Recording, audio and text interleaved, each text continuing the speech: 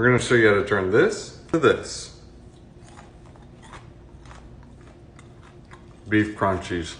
These are the bomb. Today we're gonna be making beef crunchies. I wanna make sure you start with 100% beef. This one's 73% lean and 27% fat.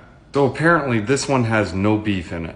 Hey Larry, looks like we're gonna need some more fat and some more lean. You can't be too careful because some of those meat butchers can do some shady things. Now we're going to evenly separate the beef into each of the bowls.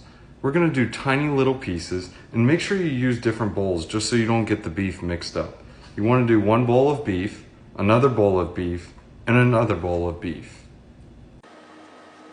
Go ahead and set your beef on the side. You're gonna need this later. Let's get our tray. We're gonna do the easy method today. So we're just gonna place these pieces just like this. I made sure to mix and match the different beef pieces. I like surprises. Next, we're gonna season the different beef. I'm gonna use seasoning salt because it's in season right now.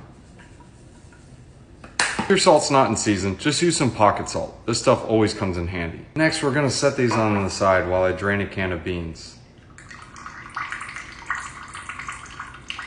Next, we're gonna give the balls to Betty. Betty is going to cook them for 15 minutes, 400 degrees. I'm out of black pepper, so I'm just gonna season it with the green one. While we're waiting on that, I'm gonna eat some chips. Okay, Betty, that's enough. Nice. Now that the beef crunchies are done, we're gonna set them on the side and take our bag of chips and empty the chips out. Now we have some chips for the party. Let's put them on the side. Now let's take our beef and put them in the bag. Nobody will ever know. Now it's done. This goes great on salad, on some sandwiches, or even on a can of soup. My boy Tukes likes them too. Here you go.